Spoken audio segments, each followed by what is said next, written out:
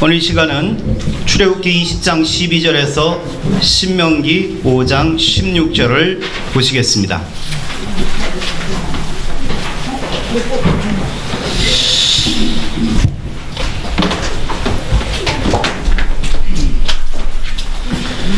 출애굽기 20장 12절, 신명기 5장 16절 보시겠습니다.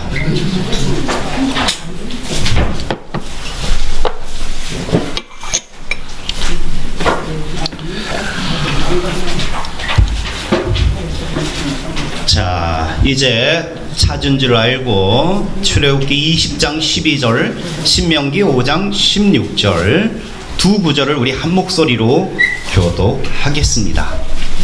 같이 출애굽기 20장 12절부터 하겠습니다. 시작. 내 부모를 공경하라. 그리하면 내 하나님 여호와가 내게 준 땅에서 내 생명이 길리라. 아멘. 신명기 5장 16절 읽겠습니다. 너는 너의 하나님 여호와의 명한 대로 내 부모를 공경하라. 그리하면 너의 하나님 여호와가 내게 준 땅에서 내가 생명이 길고 복을 누리리라. 아멘. 복을 누리리라. 즉 하나님이 복 줄 줄로 믿습니다. 어떤 사람에게, 부모를 공경하는 사람에게 하나님께서 장수하게 할 뿐만 아니라 복을 주심으로 주신 복을 누릴 줄로 믿습니다. 그래서 오늘 말씀의 제목을 내 부모를 공경하라 라는 제목으로 은혜를 나누고자 합니다. 오늘은 어버이 주일로 지킵니다. 물론 어떤 교회는 어버이 주일 겸 스승의 주일로 지킵니다. 왜? 5월 15일이 스승의 날이죠. 그래서 그 스승의 주일까지 땡겨와서 이제 하는데, 우리 교회는 막 땡길 필요 없이 하나도 복천데 두 개나 하려고. 그래서 이번 주는 어버이 주일로 지키고 다음 주에 또 스승의 주일로 지키고, 그래서 오늘은 어버이 주일로 지킵니다. 부모님을 공경하는 것은 약속 있는 첫 계명이라고 했습니다. 그러면서 부모를 공경할 때 하나님이 복을 주신다고 했습니다. 출애굽기 20장 12절인데요. 우리 한 목소리 한번 읽어볼까요? 다시 시작. 내 부모를 공경하라. 그리하면 내 하나님 여호와가 내게 준 땅에서 내 생명이 길리라. 아멘. 그래서 신명기 5장 16절도 물론 읽었지만 다시 한번 읽어보겠습니다. 시작. 너는 너의 하나님 여호와의 명한 대로 내 부모를 공경하라. 그리하면 너의 하나님 여호와가 내게 준 땅에서 내가 생명이 길고 복을 누리리라. 아멘. 그런데 이 부모를 공경하면 우리가 복을 받는데, 그러나 하나님 앞에서는 또한 부모님들도 하나님 앞에서 먼저 하나님 말씀대로 살아야 될 줄로 믿습니다. 아멘. 오늘 주은이가 아주 이렇게 예쁘게 신명기 6장 5절을 이렇게 암송하더라고요. 이야, 너무 멋졌어요. 이렇게 부모님들이 먼저 자녀들에게 말씀을 배우게 하고 익히게 하고, 일어났을 때든지 누웠을 때든지 잠잘 때든지 길 갈 때든지 앉았을 때든지 나갈 때든지 들어갈 때든지 부모가 먼저 가르치기 전에 먼저 너는 마음과 뜻과 정성을 모두 내 하나님 여호와를 사랑하라. 그 사랑함으로 또한 자녀를 가르칠 때 그 부모의 그 정신, 부모의 어떤 그런 세계가 그대로 자녀에게 전달이 되는 거예요. 그래서 하나님은 그걸 아시고 먼저 부모들이 먼저 하나님을 사랑해라. 네가 먼저 사랑해라. 그 사랑을 자녀에게 흘러보내라. 그래서 하나님 그걸 아세요. 부모님들도 하나님의 말씀을 가지고 참된 믿음의 삶, 성도로서의 삶을 살아갈 때에 부모가 복을 받을 뿐만 아니라 그 부모의 자녀가 복을 받을 줄 믿습니다. 지난주에 우리가 어린이 주일날 인생의 발달 시기를 말했습니다. 무덤에서 11가지 발달 시기를 제가 말을 해야 되는데, 지난주에는 유아기에서부터 청소년기까지 해서 유아기 때 0세에서 1세, 그래서 이때는 부모와 주양육자와 그 유아의 어떤 관계, 그래서 잘 해주면 유아가 신뢰감을 가져요. 그 잘 못하고 적절하게 안 해주면 이 유아가 자꾸 의심을 한대 있죠. 누가 뭐라 하면 저게 뭔가 어떤 그런 게 있어서 그렇지, 또 하나님을 믿어도 자꾸 하나님 의심해요. 요때 잘해야 돼 부모가. 그러니까 하나님이 그걸 아시고 네가 먼저 하나님 사랑해라. 네가 먼저 사랑하고 네 그 사랑을 하나님 자녀에게 전해라. 부모도 하나님 사랑 안 하고 부모도 사랑이 없는데 그 사랑이 없는 상태에서 자녀를 키우면요, 그 자녀도 똑같이 되는 거예요. 그러니까 함부로 유아들 앞에서는 성질내서도 안 돼, 짜증내서도 안 돼. 그것이 바로 내려가요. 그래서 유아기는 신뢰갑니다. 그래서 유아기 때 부모가 뭐랄까요, 자녀들에게 사랑을 내려줘야 된다. 그것도 하나님의 사랑을 내려주고 신뢰감이 있어. 그 다음에 유아 정기, 이때는 아이 1세에서 3세인데 이때는 이제 똥오줌 가리는 시기죠. 그래서 그것서 자율성을 배워야 돼요. 근데 그것을 잘 못 배우면 얘가 수치감을 얻어요. 그래서 똥오줌 가리는 거, 또 이제는 젖을 떼야 되잖아요. 그게 잘 안 될 때는 상당히 수치감을 가지고 있고, 그게 잘 되면 자율성을 가지고 있고, 그 다음에 유아 후기 4세에서 6세인데 이때는 주도성이다. 이 주도성, 내가 뭔가 할 수 있고 나도 할 수 있어, 규칙을 배우게 되고, 그래서 주도성을 가지는데 그것이 안 되면 죄의식을 가진다. 그리고 이제 유아기가 끝나고 아동기가 들어와요. 아동기는 학년기라고 그래요. 7세에서 12세인데 이때는 이제 가서 공부를 하죠. 학교에 가서 공부를 하고 또래 집단이 조금 형성이 되는데, 거기서 공부를 해서 뭔가 내가 이렇게 성취감을, 거기서 근면성, 성취감 이런 것을 배워요. 근데 거기서 그게 잘 안 되면 그때부터 열등감이 생겨요. 인생에 있어서 열등감. 저희도 열등감 많아요. 잘 못해서. 그런데 청소년기에 들어가면 이게 이제 호르몬 변화에 의해서 이제 아이가 아니에요. 그렇다고 어른도 아니야. 그게 청소년기에. 그러니까는 몸은 커서 청년 뭐랄까요, 성인으로 들어갈라 하지만 아직 정신 연령은 안 돼요. 그러니까 굉장히 혼란해요. 나는 누군가, 여기는 어딘가, 그거는 치매고 나는 누군가. 그래서 청소년기까지 13세, 24세가 자아 정체성, 나는 누구냐에 대해서. 오늘 할 것은 이제 성인기가 이제 전기가 있고 후기가 있어요. 25세에서 64세인데 여기 이제 성인기에 들어간 사람들이 대부분이고, 물론 그것을 훌쩍 뛰어넘어서 노년기에 들어간 분들도 많이 있어요. 64세부터 이제 뭐 65세부터 하면 되겠죠. 그래서 사망까지 이렇게 노년기예요. 그래서 우리는 이 인생의 각 단계마다 하나님 말씀과 동행을 해야지, 하나님과 말씀과 동행이 안 될 때는 상당히 혼란에 빠지고 스트레스에 빠지고 자아 정체성이 혼란이 빠져요. 그래서 지난주까지는 청소년기까지 이제 주일 어린이 주일이니까 청소년까지 했어요. 그리고 오늘은 어버이 주일, 성인기, 노년기에 대해서 사망까지 한번 다뤄보고자 합니다. 자, 이 강의는 사실은 대학교에서 배워야 돼요. 사실은 이건 고등학교는 이런 거 안 배워요. 대학교 이상 가야 배우는 건데, 여러분들 대학에 가서 이렇게 든다 생각하시면 됩니다. 할렐루야. 대학교 가려면 돈 몇백만 원 들잖아요. 근데 이거는 대학교 강의지 고등학교까지 이런 거 안 해요. 대학교 가야 이런 걸 하는데, 자, 그러면 성인기 및 장년기의 이해를 보겠습니다. 성인기는 성인 초기가 몇 세부터 몇 세예요? 25세에서 39세예요. 그리고 넘어가서 성인 후기인데 40세에서 64세. 이때는 성인기에 25에서 39세는 이제 친밀감을 배워요. 친밀감을 배우는데 사람과의 관계를 배워요. 이제는 관계.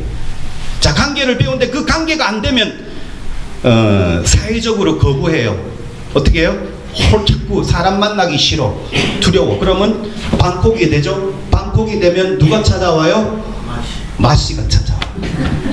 마씨 잡으면 큰일 나. 하나님은 홀로 가는 것이 좋지 못해서 뭐예요? 누구를 만들어요? 아담의 아내 하와를 만들어요. 사람은 사회적 동물입니다. 관계 속에서. 근데 이 관계가 친밀감이 안 되면 자꾸 사람을 거부해. 사람을 거부하면 어떻게 돼요? 사회를 거부해. 그럼 뭐예요? 사회에서 도태가 돼버려요. 큰일 나요. 부모님들은 그런 자녀가 있으면 빨리 주님께 나와가지고 빨리 기도해야 돼요. 방치해 놓으면요, 나중에 이게 어른이 되고 나중에 죽을 때까지 그냥 사회에서 그냥 고립이 돼버려요. 사람은 많은데 그 사람 많은 속에서 고립되면 안 되잖아요. 우리 하나님 늘 함께 하십니다. 아멘. 네. 하나님이 힘 주십니다. 아멘. 네. 위로하시고 힘 주시니까 자꾸 하나님 앞에 데리고 와야 돼. 자꾸 데려와야 돼. 그리고 이제 장년기는 이때는 그게 발달 과제가 생산성이에요. 이 직업이에요. 일이에요. 일이 안 되면 또 이게 머리 아파요. 그게 안 되면 침체가 돼요. 자, 이때는 성인기 때는 독립적인 사회적 존재로서 기능을 하면서 가장 인생에 있어서 왕성한 활동하는 시기예요. 그래서 이때는 진짜 인생의 어떤 왕성한 활동한 시기. 그래서 이때는 가장 이슈가 되는 것이 바로 사랑과 일이다. 이때는 사랑과 일인데, 사랑은 뭐겠어요? 배우자를 만나 자녀를 출산하는 거죠. 자, 배우자를 만나 그리고 자녀를 출산해. 요즘 아이들은 만나려고는 하는데 자녀를 출산 안 하려고 그래. 하나님과 반대되는 거죠. 아니에요. 출산해야 돼. 그리고 일이라 했죠. 일은 취업과 관련된 직장. 그래서 모든 사람이 관계에 관심을 둬요. 이때는 관계예요. 관계에서 벗어나면 큰일 나요. 맛이 찾아와요. 이때는 환경과 사회의 영향을 많이 받아요. 그래서 이게 적응이 돼야 되는데 적응이 안 되면 스트레스 심리적 부담이 굉장히 커요. 그리고 정신건강 문제에 파생이 돼요. 정신적으로 건강이 굉장히 안 좋아요. 그래서 마씨가 찾아오면 막 손을 막 그어버려. 큰일 납니다 이때. 그래서 자꾸 사람을 관계하게 해줘요. 안 되면 교회로 막 데리고 와서 기도해가지고 하나님 저 자녀의 영을 튼튼하게 하여 주옵소서, 만나 주시옵소서 막 기도해야 돼요. 근데 이거는 세상의 심리학이거든요. 근데 세상의 심리학은 방법 없습니다. 오직 하나님만이 방법입니다. 아멘. 하나님만이 방법. 자, 그래서 성인 초기에는 주변 사람과의 관계를 형성해요. 형성해서 나중에 결혼으로 꼬린이 되지요. 장년기는 생산, 직장과 관련이 됩니다. 초기 성인기에 25에서 39세인데 이때는 이제 아이가 이제 고등학교 졸업하고 대학교 졸업하고 이제 새로운 삶에 뛰어들어야 돼요. 그래서 이 미래가 안 보이죠. 안 보이지만 일단 뛰어들어야죠. 죽을 때까지 들어가야 되죠. 그래 불확실한 그 미래에 도전을 하고 또한 미래에 대한 희망이 있어요. 잘할 수 있을까? 잘할 수 있을까? 하나님과 함께하면 잘할 줄로 믿습니다.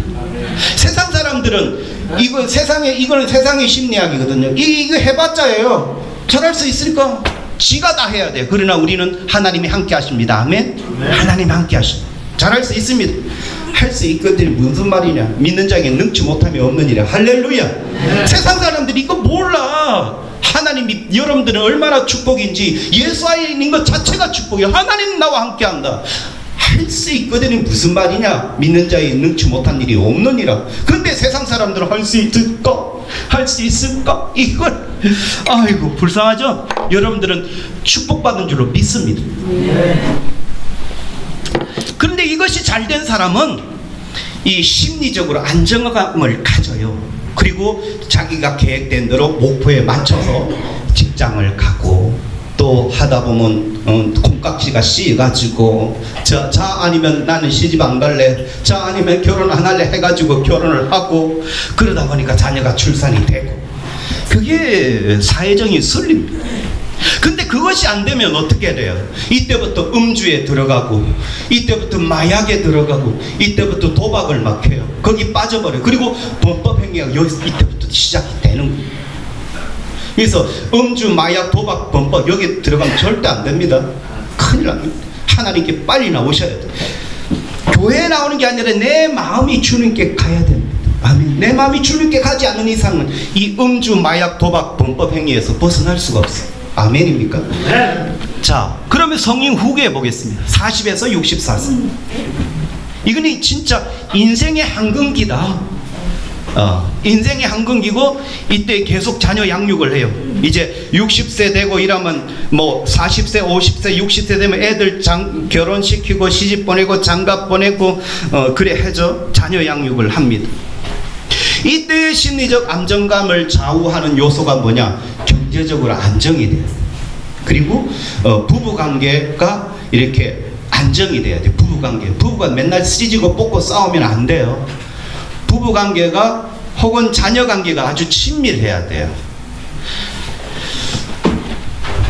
그런데 위기가 뭐냐? 바로 이때 사고를 만나거나 실직을 하거나 가정의 갈등에서 맨날 싸우면 찢고 뽑고 싸우고 막 왼수하고 막 이러면 이 다음에 노년기가 굉장히 힘들어져요. 요때 남은 생에는 이제 노년기가 남는데 이 굉장히 힘들어져요.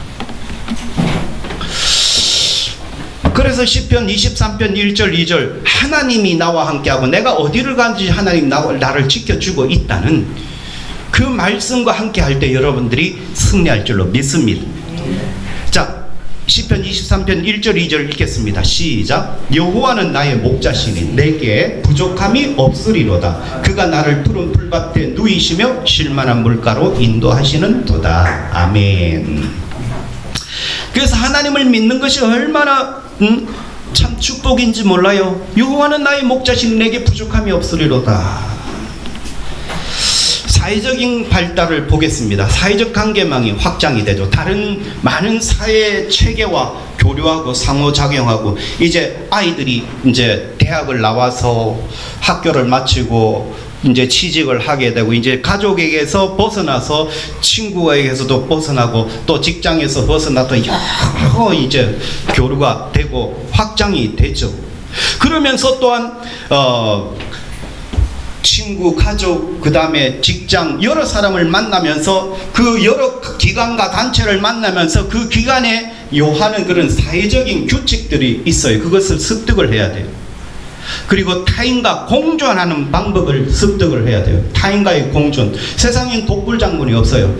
내 마음에 있는 대로 말을 다 해보세요. 큰일 나죠. 나 언짢아요. 사장님 나 언짢아요. 부장님 나 언짢아요. 이러면 어떻게 해요? 나 억울해요. 막 그렇게 대들면 어떻게 돼요? 잘리죠. 언짢아도 거기에 이 공동체에 단체에 아니면 일하는 데 남으려면은 속은 부글부글 끓지만 사장님 그것보다 이런 게 아니겠습니까? 그럼 알겠습니다. 속은 아닌데 알겠습니다. 속은 좋은데 나쁜데 나쁘지 않습니다. 나쁘지 않는단 말이 희한해. 하여튼 나쁜데 그러니까 그게 뭐예요? 그게 바로 페르소나라고 그래요. 이 가면이라고 하는데 내 속은 부글부글 끓어. 그런데 해버리면 당신 내일부터 일하지 마서 다른 사람 써버리지. 여러분들이 사장이면 대드는 직원들 쓰겠어요? 이 자식아 끊어 임마. 당신 어서. 그러니까 이 성질대로 살았다가는 이게 사회에 공존할 수 없으면요 도태가 돼요. 그러니까 거기서부터 뭐가 있냐? 속과 겉이 달라. 그러니까 싸우고 난 다음에 집에 가면 또 마누라하고 또 한참 싸우죠. 문제가 되는 거예요. 그래서 이 페르소나라는 것은 가면이라는데 나쁜 것도 있어요. 그러나 이게 적당하게 써줘야 돼요. 내 나쁘다고 고지고대로 사장님한테 대들고 누가 막 싸워버리면 그 사람은 안 돼. 여러분들이 사장이라면 대드는 직원을 쓰겠어요? 여러분들도 안 쓰면서 나는 대든다? 이거는 말이 안 되죠. 그래서 적당하게 조절을 해줘야 돼. 적절하게. 그걸 가면이라고 그래요. 속은 안 그런데 속은 별론데 사장님 멋지네요. 영우야 멋있다. 진짜 멋있어요. 이건 가면 아니다. 그래 해줘야지. 그러니까 적절한 가면, 그러니까 죄짓지 않는 범위 내에서의 가면을 써줘야 돼요. 내 마음에 그대로 표현하면 어떤 사람, 만약 그대로 표현해봐. 그 그대로 표현하는 그걸 좋아할 사람이 있을까 없을까? 나도 안 좋아해. 아이고 참 메주덩어리같이 생겨가지고 내 마음은 그래. 그래도 아이고 아담하게 멋지게 생겼네요. 이 소리 해줘야 되죠. 속은 아니죠. 그걸 페르소나라고 그래요. 가면이라고 그래요. 그걸 적당히 해줘야 돼요. 어쨌든 사회적 관계망에서 관계를 잘하는 사람이 사회에서 뭔가 이렇게 내 어떤 나름대로의 뜻을 이룰 수 있지. 이것을 막 가면 안 쓰고 그 직설적으로 얘기해버리면 사회에서 도태될 수밖에 없어요. 그 다음에 결혼 만족도. 사실은 이제 결혼 거의 인생은 사실 결혼 생활이라고 또 할 수 있어요. 그래서 결혼을 만족도를 보는데, 자 그러면 결혼하기에 여러분들이 결혼을 경제를 보고 시킵니까? 돈 많으니까 결혼합니까? 그러면 행복합니까? 아니면 사회적 이 지위가 좀 높아서 그 사람하고 결혼할 겁니까? 아니면 명성이 좀 있어서 결혼합니까?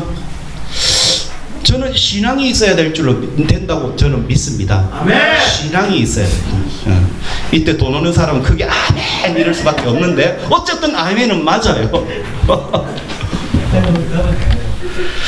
이 결혼 만족도를 보면 초기에는 자녀 출산 이후에 이 시기를 정점으로 낮아져요. 사실은 눈에 콩깍지가 씌가지고 결혼할 때는 너무 행복해. 그러다가 자녀를 놓게 되고 자녀를 사다 보면 애가 자다가 울고 그러면 남편이 좀 조용히 하지 못해. 알았어. 그러다 보면 서로 싸우고 그때부터 싸움이 생겨요. 그죠? 그래가지고 자녀하고 싸우고 남편하고 싸우고 아내하고 싸우다 보면 결혼 만족은 떨어져요. 떨어지다가 애가 크잖아요. 유아기 거치고 아동기 거치고 학령기 거치고 청소년기 거치고 청년이 되고 청년이 돼서 계속 청년 되고 계속 사나요? 또 자녀도 지 눈에 콩깍지가 씌어가지고 누굴 만나죠? 그리고 만나고 난 다음에 결혼을 해버려요. 자녀가 어쨌든 자녀를 출산 이후에 굉장히 낮아져요. 그전에는 자녀가 없을 때는 둘만 좋으면 되는데 이제는 자녀까지 속식이네.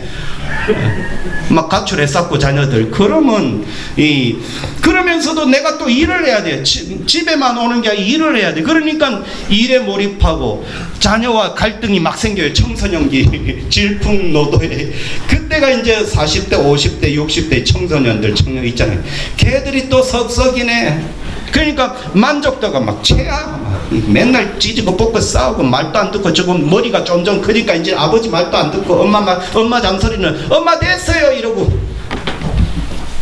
그러다가 50대 후반이 되면 자녀들이 이제 지눈에 콩깍지가 씌가지고 이제 결혼하겠다고 어떤 사람 나 죽는다 해서 하여튼 결혼하려고 그래. 그때부터 이제 다시 결혼 만족도가 올라가요. 왜냐하면 자녀들이 이제 다시 이제 출가를 하게 되고 남는 건 둘밖에 안 남잖아요. 그런 어느 정도 이제 조금 올라가요. 결혼 만족도가. 그럼 결혼 만족도의 가장 큰 요인은 뭐냐? 배우자와의 관계다. 그래서 세상의 학자들이 행복한 결혼과 불행한 결혼을 예견하는 요인들이 있대요. 이거는 100% 아닙니다. 통계입니다. 통계를 가지고 속단하지 마시고, 이거는 100% 아니에요. 통계예요. 통계. 학자들의 그냥 통계인데, 불행한 결혼의 요인들이 뭐냐? 내가 통계라고 했어요. 통계는 100% 아닙니다. 그럴 수도 있고 아닐 수도 있는데 다만 이럴 수 있다라는 건데, 불행한 결혼의 요인들이 뭐냐? 부모가 이혼한 자녀들은 상당히 결혼 생활이 불행하다. 왜냐하면 부모가 이혼하면요, 어린 시절에 아니면 굉장히 스트레스 받아요. 굉장히 힘들어요, 자녀들은. 그래서 부모가 이혼했거나 아니면 부모 중 한쪽 혹은 양친이 사망을 했거나 이러면은 아이들이 정서상으로 굉장히 힘들어요. 갈피를 못 잡아요. 그리고 파트너와 성격이 안 맞아. 성격이. 그리고 결혼 전 사귄 지 1년 미만일 때. 근데 100% 아니라 했죠. 그런 추세지. 다는 아니에요. 그러니까 외로워서 결혼한 거. 나 외롭다. 이제 결혼해야지. 그런 사람들은 좀 불행하대요. 외로워서 결혼한 거. 그리고 자신의 가정에서 도피를 위해 결혼. 나 빨리 커가지고 내 이놈의 집안에서 내 빨리 나가야지 하는 그런 어떤 의도에서 결혼이 상당히 좀 불행한 결혼이 될 수 있다는 거예요. 가정이 편치 않다는 건 뭐예요? 부모가 억압이나 독선적으로 양육을 하는 거예요. 권위주의적으로. 권위 있는 부모는 돼야 되지만 권위주의는 안 되거든요. 그런데 쉽게 말해서 우리는 그러잖아요. 뭔가 이렇게 엄마 이렇게 하면 엄마가 뭐래? 나는 클 때 토 안 달았어. 요즘 아들은 맨날 토다가. 그게 권위예요. 토 달면 안 되나요? 근데 우리 한국 사람 어머니 아버지들은 대부분 뭔가 자녀리 하면 또 토를 다네, 또 토를 다네. 나는 클 때 그랬다면 맞아 죽었어. 그죠? 그렇게 하죠. 그게 권위주의예요. 외국 애들은 그렇게 안 커요. 그래서 말하자면 그런 거예요. 자신이 가정에서의 도피를 위해서 결혼한다. 이놈의 가정, 엄마 아버지 하는 거 보면 맨날 싸우고, 아이고 나는 이 집에 지겨워 이제 빨리 결혼해야지 하는, 그럴 때는 불행한 결혼이 될 수 있대요. 될 수 있다는 거지 100% 아니에요. 그리고 너무 어린 나이에 특히 20세 미만에 결혼한 경우 있지요. 그런 좀 불행한 결혼의 요인이 될 수 있다. 그리고 격심한 개인적인 문제가 있는 경우, 아주 심한 어떤 그런데 행복한 결혼의 요인이 뭐냐 했을 때, 부모의 결혼이 행복해. 우리 부모님이 행복했어요. 관계가 엄마하고 아버지하고 굉장히 행복해. 그럼 그 밑에 자녀도 그걸 그대로 본받아서 이렇게 된대요. 그리고 아동기가 행복했다. 아동기에 행복했다라는 것은 주양육자인 부모가 행복하게 해준 거예요. 그리고 부모와 조화로운 관계, 부모와의 관계가 참 좋았다 라면 행복한 결혼. 이성과 좀 잘 어울린다. 그리고 그 결혼 전 1년 이상 사귀었다. 부모가 결혼을 인정을 했다. 그리고 나이가 비슷하다. 이제 이게 학자들의 통계지 다는 아니라 했죠. 너무 상처받지 마세요. 파트너의 애정에 만족한다. 그리고 서로 사랑한다. 또 공통적인 감심사가 공통일 때 이제 그런 경향성이 있다. 삶에 대해서 낙관적으로 본다. 그러니까 뭔가 이렇게 사람들이 낙관적으로 보는 사람이 있고 부정적으로 보는 사람, 아무리 좋아도 뭔가 있지 저거 하는 빽빽하게 보는 그 사람들의 결혼 생활은 조금 힘들대요. 그런데 아무리 이렇게 저렇게 할지라도 지금 안 좋은 상황 속에서 거기 그 좋은 거를 찾는 그 사람은 행복할 수 있대요. 여러분들은 어떻습니까? 막 좋은데 안 보이는 게 유독 보입니까? 아니면 안 좋아도 그래도 뭔가 있어, 괜찮아, 잘 될 거야 하는 낙관적인 게 있습니까? 그런 낙관적인 그런 사람의 생각이라면 행복한 결혼이 될 수 있다. 그리고 정서적으로 안정된다.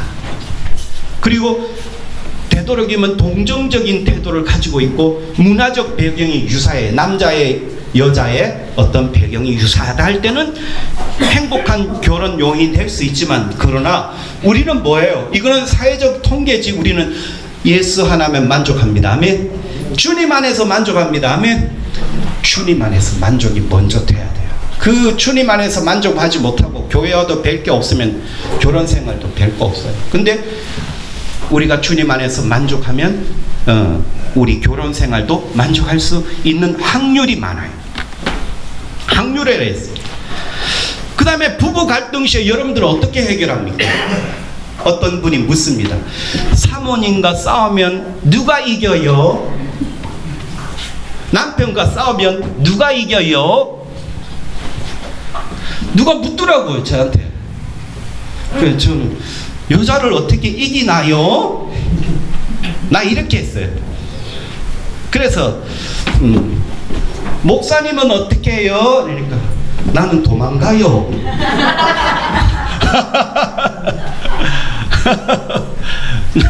나는 그래. 여자를 어떻게 이겨요? 근데 그 목사님은요? 하니까 나는 도망가요. 근데 사실 싸울 때 있어서 무관심하거나 됐어 그만해 됐어 거부하거나 자꾸 회피하거나 안 돼요. 보다 함께 해결책을 모색해야 돼. 미래의 가능성에 초점을 맞추고 뭔가 가야지. 아이고, 막 여자가 바바바바 하면 막 무관심. 뭐 니는 그래라 난 모르겠다. 근데 그게 미덕이 아니에요. 여자 죽어요. 마음이 속 터져 죽어. 그리고 거부 됐어 그만해 됐어 죽어요. 막 숨기고 또 회피하고 그 박처럼 난 도망가요. 여자는 죽어. 같이. 그래서 올바른 대화법이 있는데, 물론 이게 사회심리학적으로 이게 올바르다 하지만 뭐 그렇지만 뭐 조금은 괜찮아요. 뭐냐면은 나 전달법, I 메시지라는 게 있어요. I 메시지. 이것은 진솔한 감정을 표현해요. 그리고 정확한 의사를 소통하게 돼요. 자, 그럼 이게 뭐냐? 만약에 남편이 늦게 들어왔어요. 당신 왜 이래 늦었어요? 왜 늦게 들어오는데요? 당신 때문에 못 살아. 이건 뭐예요? 주어가 당신이에요. 너 때문이다. 너 때문에. 물론 맞아요. 난 늦게 들어오니까 내 막 속 터져 죽어요. 그런 요걸 표현은 뭐예요? 전적으로 너 때문이다라는 것만 하지. 그걸 들은 남편은 더 열받겠죠. 물론 이것 때문에 또 기죽는 남편이 있을까? 아니, 안 죽을 것 같아. 그럼 다시 나도 대들 것 같아. 근데 주어가 당신인데 이거는 주어를 나로 해보자. 이게 나전달법인데 I 메시지. 이런 거 배우려면 이제 대학교 가가지고 교수들한테 배워야 돼. 첫째 단계는 상대방의 행동을 말을 해요.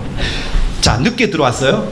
당신이 연락도 없이 계속 늦게 들어오니까 여기까지가 상대방이 어떤 행동했던 것을 얘기를 해요. 당신이 연락도 없이 계속 늦게 들어오니까. 그 다음에 첫 번째는 상대방의 행동을 얘기해요. 그 다음에 두 번째, 그 행동이 나에게 미치는 영향, 느낌, 감정을 말해요.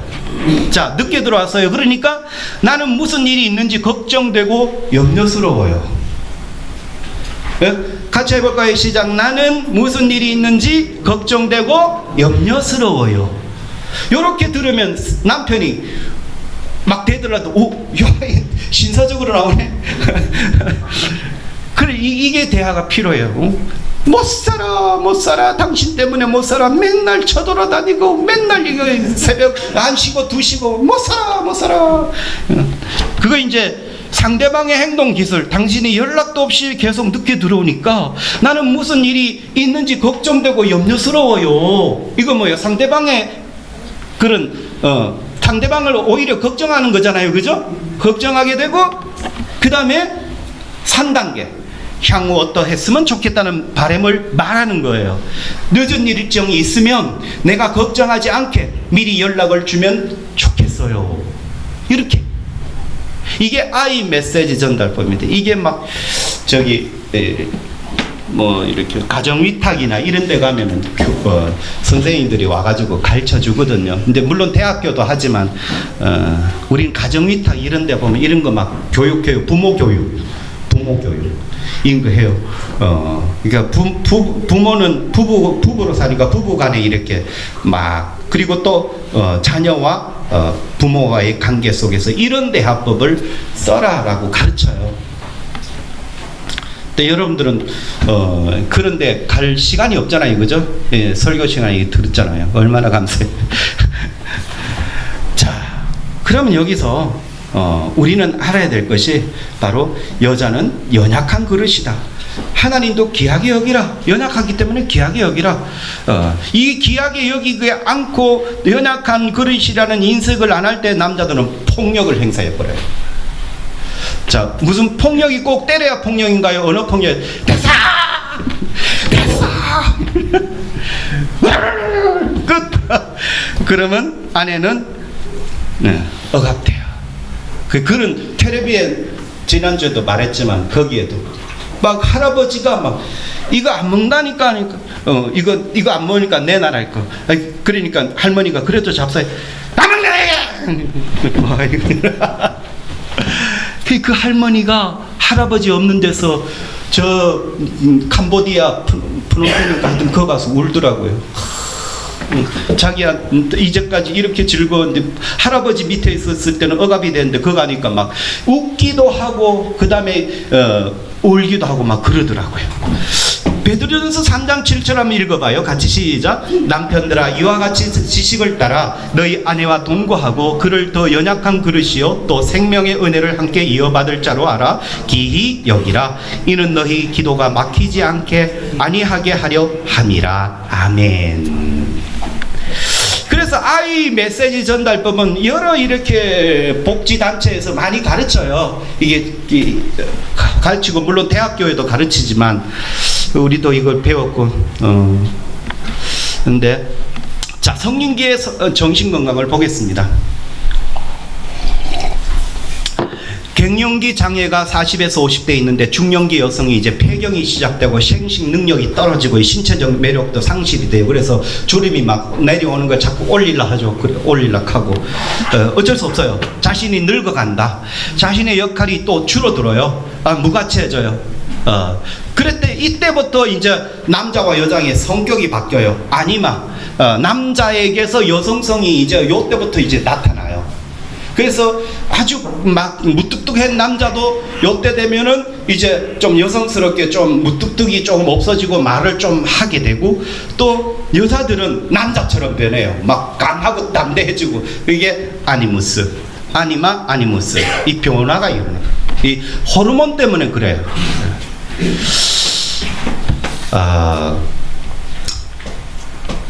남편은 직장 등 사회에 아주 주력을 하는데 자녀들은 이때 남편은 아주 사회적으로 활동이 주력적으로 막 아주 활동이 왕성한데 여자들은 자녀들을 키우는 데 있어서 자녀도 성장하고 또 자녀들이 어머니에 대한 의존이 점점 적어지고 어머니의 역할이 사라져요. 사라지니까 이제는 자신이 무가치하다고 생각을 해요. 그러면서 애가 다시 이제 커가지고 이제 결혼을 하게 되면 이때부터 여자들에게는 빈둥지 증후군이 나타나요. 빈집에서 홀로 외로워요. 남편은 직장 나가고 자녀들은 결혼하고 혼자 남아요. 그래서 그걸 빈둥지 증후군인데 빈집에서 홀로 외로워 심리적으로 아주 공허감을 가지고 정서적으로 상당히 불안한 상태를 가지고 있어요. 그리고 또 이제 건강 염려증이 있어요. 그럴 때 남편이 지지하고 좀 관심을 가지고 그러면 되는데, 이 관심도 안 가지고 남편은 지 좋은 것만 다 먹고 돌아다니고 아내는 집에 있고 그러면 어떻게 해요? 심리적으로 상당히 괴로워요. 그래서 심리적으로 괴로우면 신체적으로 이상이 막 생겨요. 그때부터 막. 안 아픈 것이 아프고, 아픈데 어디가 아픈지도 모르고 여자들은 그래요.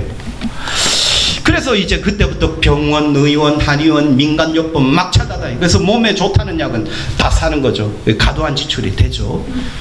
이때에 가치나 보람을 찾을 수 있도록 해야 됩니다. 예를 들어서 봉사활동을 하거나 취미활동 하는데, 요거는 세상이고, 성도로서 교회에 와서 봉사하고 참 의미 있는 그런 삶을 이제는 살아요. 성도로서 교회를 봉사하고 기도에 최우선 가치를 두며 이때부터 활동해야 될 줄로 믿습니다. 내가 왜 이런지 몰라 이러면 안 돼. 왜냐, 그럴 때 교회 와서 막 봉사를 하거나 와서 기도하고 그렇게 보내요. 세상 사람들은 이때 굉장히 힘들어요. 이걸 사축이라죠. 그래서 하나님께 모든 최우선 가치를 두고 활동해야 될 줄로 믿습니다. 마태복음 16장 27절에 인자가 아버지의 영광으로 그 천사들과 함께 오리니 그때에 각 사람이 행한 대로 갚으리라. 할렐루야. 이때 마지막으로 하나님 앞에 의미 있게 믿음 생활 해야 될 줄로 믿습니다. 그 의미 있는 삶을 하나님께 나타내 보일 때 하나님께서는 행한 대로 갚아주리라. 그렇게 했습니다. 이제 노년기인데, 노년기 시간이 너무 돼버렸네요. 55분 끝낼게요. 노년기 박주. 그래서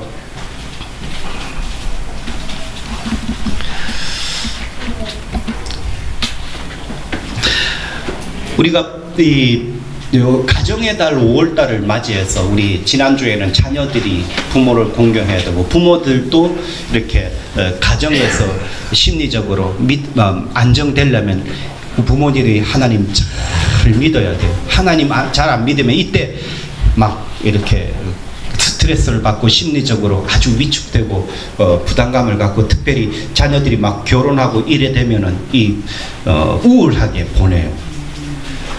그래서 우리 부모님들도 먼저 믿음으로 말씀으로 세워져서 나도 세워지고 자녀도 세워지고 부모가 세워지고 자녀가 세워지는 그 가정이 행복한 가정, 하나님이 축복하시는 가정이 될 줄로 믿습니다.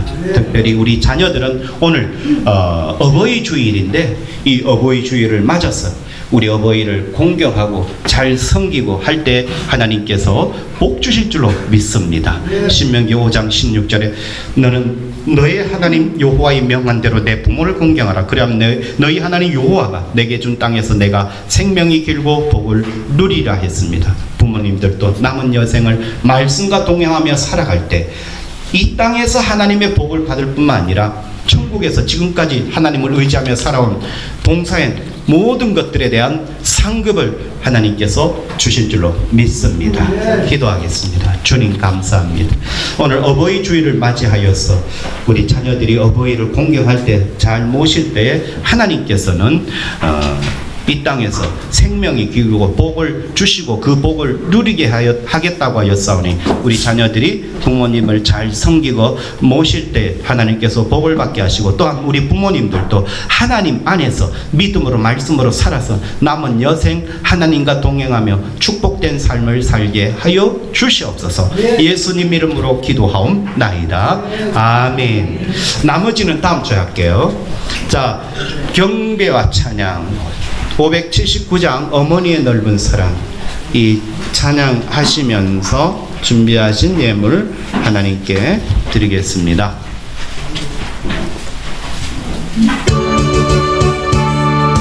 어머니의 넓은 사랑, 귀하고도 귀하던 그 사랑이 언제든지 나를 감싸줍니다.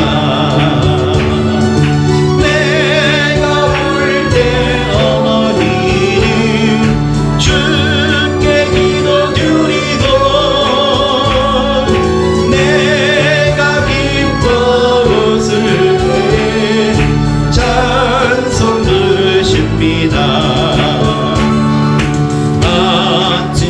저녁 읽으시는 어머니의 성경책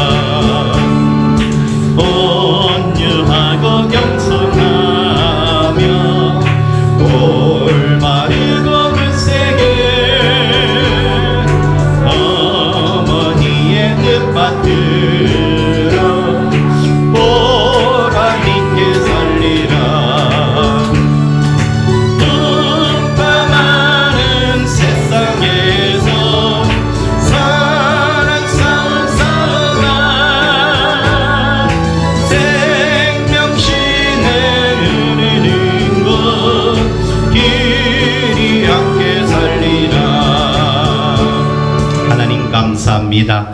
오늘 어버이 주일을 맞이하여서 말씀을 듣고 또한 아버지 어버이를 공경할 때 하나님께서 복을 받게 하여 주신다고 하였사오니 아버지 그 은혜의 말씀에 아버지 하나님 믿음으로 말씀으로 화답하며 또한 아버지 주신 은혜에 감사하여서 예물 드리오니 예물을 받아 흠량하여 주옵소서. 10의 1조 드립니다. 아버지 10의 1조 드리는 손길마다 복 내려 주시고 그 손이 하는 일들이 잘 되게 하여 주시옵소서. 감사 예물 올립니다. 여러 가지로 감사했습니다. 은혜에 감사하여 하나님께 드리오니 예물을 받아 흠량하여 주시고 아버지 더 많은 감사로 차고 넘치는 복이 있게 하옵소서. 건축 예물 드립니다. 차량 예물 드립니다. 아버지 하나님 여러 예물을 드리는 손길마다 복 주시고 아버지 그 손이 하는 일들마다 잘 되게 하여 주시고 또한 아버지 하나님 주정헌금 주일헌금 우리 하나님께 은혜로 드리오니 이 예물을 받아 흠량하여 주시고 아버지 하나님 그 손에 아버지 하는 모든 일들이 잘 되게 하여 주시옵소서. 우리 하나님께 차량으로 봉사하며 아이들을 가르침으로 봉사하며 또한 주일날 반찬으로 봉사하며 설거지로 봉사하며 금요일날 나와서 청소하며 여러 가지로 하나님께 봉사하는 손길 복 주시고 그 손이 수고하는 모든 일에 복 내려 주시옵소서. 예수님 이름으로 기도하옵나이다. 아멘. 우리 교제와 축복의 시간을 나누겠습니다. 주님 이름으로 사랑합니다. 인사 나누겠습니다. 주님 이름으로 사랑합니다. 축복합니다. 네. 감사합니다. 네.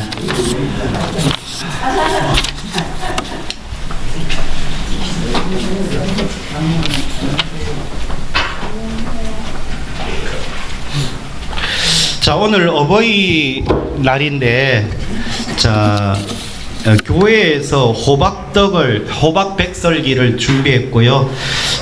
우리 박하선 집사님이 참외를 준비했습니다. 함께 3층에서 식사와 간식을 드시길 바라며요. 오늘 이번에 우리 김정수 사장님 이렇게 에어컨 사장님 오셨는데 감사합니다. 박수로 환영하겠습니다. 감사합니다. 난 들어오는데 이제 장로님이 들어온 줄 알았어요.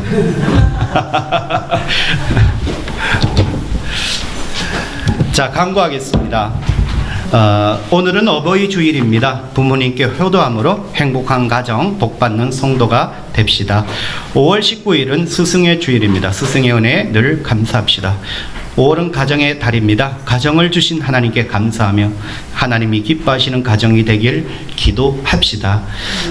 이 어버이 주일날 이게 노년기를 못했는데 다음 주에 좀 해야 할까? 해야 될 것 같습니다. 다음 주에 하고 그렇게 하겠습니다. 다 같이 일어나셔서 축도로 예배를 마친 후에 가지 마시고 3층으로 올라가서 식사와 간식을 또한 교제를 나누겠습니다.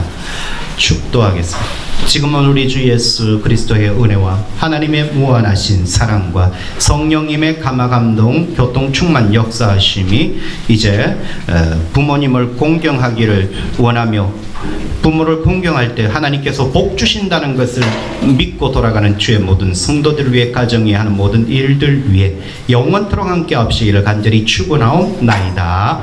아멘.